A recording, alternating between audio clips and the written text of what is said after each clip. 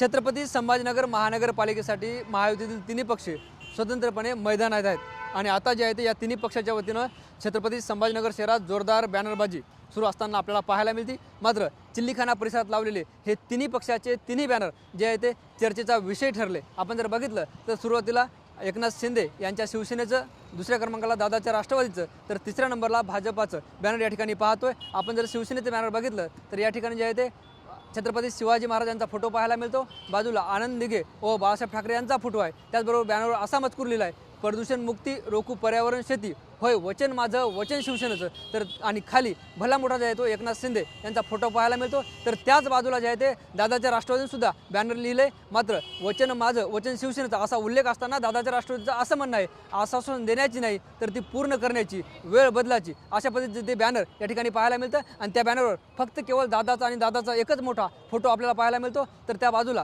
भाजपा सुद्धा बॅनर आपल्याला पाहायला मिळतं। मात्र भाजपाच्या बॅनरवर जे आहे ते याही पुढे जाऊन मजकूर लिहिण्यात आलाय, गती आहे विकासाची, भाजप आपली विश्वासाची, अशा पद्धतीने जे आहे ते महायुतीतील तिन्ही पक्षाच्या वतीनं जोरदार बॅनरबाजी शहरात सुरू असताना आपल्याला पाहायला मिळते। आणि या बॅनरबाजीच्या माध्यमातून जे आहे ते मतदारांनाही कुठेतरी आकर्षित करण्याचा प्रयत्न या सगळ्या मंडळीचा असल्याचं आपल्याला पाहायला मिळतं। एकंदरीत जर बघितलं तर छत्रपती संभाजीनगरमध्ये महायुतीतील भाजप असेल, शिंदेची शिवसेना असेल आणि दादाजी राष्ट्रवादी स्वतंत्र लढत असताना हे लावलेले बॅनर आता चर्चेचा विषय ठरले।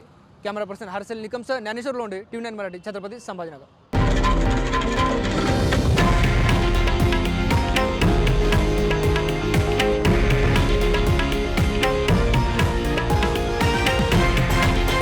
हे आहे देशातील नंबर 1 न्यूज नेटवर्क आणि आपण पाहत आहात TV9 मराठी, एकमेव।